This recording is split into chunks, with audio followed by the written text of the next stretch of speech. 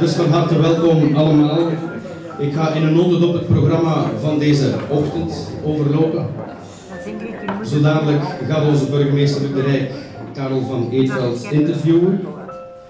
Daarna hebben wij natuurlijk ook nog het openingswoord van onze voorzitter Roger Monnissen.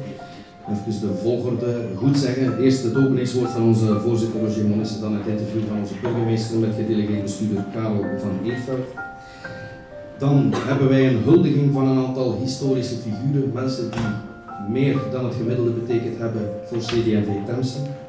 Dan hebben we natuurlijk ook nog de uitslag van de verkiezingen, van de afdelingsverkiezingen, voorzitters, afdelingsvoorzitter, voorzitter van de jongeren en van de senioren. En dan geven wij graag daarna het laatste woord aan onze kerstverse nieuwe voorzitter. Maar zoals ik al zei, geef ik graag eerst het woord aan onze voorzitter Roger Monnissen. Dank u wel, Jurgen, voor deze mooie inleidende woorden. Ook van mij, voor iedereen die Jurgen al vernoemd heeft in de voorbije minuten, van harte welkom. En ik wens u allen het beste voor 2016. 6 jaar en 5 maanden had ik het voorrecht deze functie te mogen bekleden. Het waren mooie, afwisselende, leerrijke en boeiende jaren, waarin ups en downs te noteren vielen. Jaren die lang in het geheugen zullen blijven hangen. Enkele voorbeelden. Ik heb het voorrecht gehad om achtereenvolgens Marianne Thijssen, Etienne Schoepen, Wouter Beke, Rick Torfs, Jos de Meijer, Leenberg en dan vandaag Karel van Eetveld te mogen verwelkomen als gastspreker op onze jaarlijkse nieuwjaarsreceptie. We hebben op onze bestuursvergaderingen met de regelmaat van de klok gastsprekers uitgenodigd om actuele thema's toe te lichten. Volksvertegenwoordiger en burgemeester van Beveren, Mark van den Vijver, om de invloed van het grote mobiliteitsplan voor het plaatsland toelichten. Temsenaar Jurgen Metterpenning, toenmalig woordvoerder van kardinaal Leeuwenaar, is langs geweest om zijn boek voor te stellen. De deputeerde Stefan Verkamer komt spreken over de politieke actualiteit en de pensioenhervorming. Vandaag zijn hier dan ook zo geplaatst. Die woorden zijn er voor velen. Aan Johan en Kedou, die het mogelijk gemaakt hebben om al onze vergaderingen en festiviteiten in deze mooie locatie te laten plaatsvinden. Ik dank ook de mensen van het regionale bureau, met op kop onze provinciale secretaris Veronique Frans, die altijd heeft klaargestaan met de nodige ondersteuning. Dank ook mijn rechterhand Christophe, die er op een professionele wijze mede voor gezorgd heeft dat de budgetten in de gaten en in evenwicht worden gehouden. Daarnaast alle bestuursleden die op de een of andere manier bijgedragen hebben tot een succesvol jaar.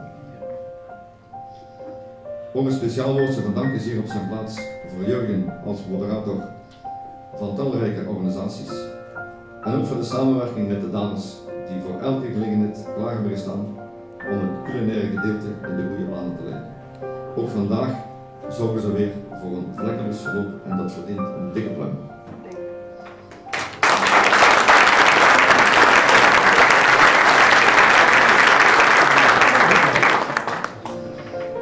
Nou was er natuurlijk ook onze burgemeester waar ik altijd op kan rekenen wanneer dat de knoppen moesten doorgehakt worden.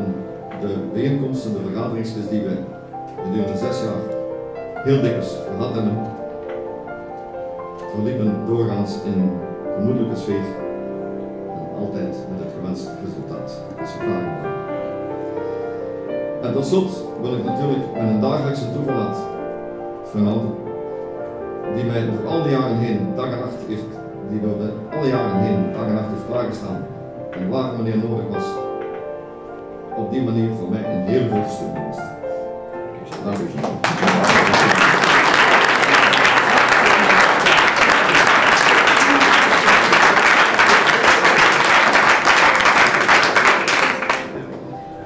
Het waren 6 mooie jaren en toch vond ik de tijd rijp om de fakkel door te geven en dat zal straks gebeuren. Maar ik ga niet op de feiten vooruitlopen, maar wachten tot na het grote interview dat we nu zien aan te doen. In afvolging daarvan geef ik graag terug het woord aan Jurgen. Dank u.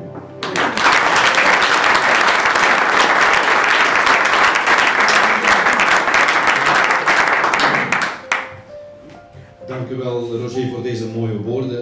Dank u wel om 6 ochtend. Nogmaals, graag een applaus voor onze gastspreker. Die wordt geïnterviewd door onze burgemeester Luc de Rijk. Een applaus voor de delegeerde bestuurder van Unizo, Karel van Eetveld. Onder de oksels van Temse. En ik zou het volgende als begin willen vragen. U bent zonder twijfel iemand op wie veel beroep gedaan wordt om te spreken. We zijn vandaag zondag. De voorbije dagen, hoeveel keren zijt jij eigenlijk uitgenodigd en zijt je gaan spreken? Ja, madame zijn er juist, hij is nooit thuis. Achter mij. Ik fluisteren, maar ze fluisteren wel uit. Uitgenodigd, dat zal ik niet weten. Ik word op jaarbasis zo'n 1000 keer gevraagd om ergens iets te gaan zeggen. En ik doe er daarvan tussen de 115 en de 200. En ik denk deze week, dit is de 16e of de 17e keer deze week. Dank u.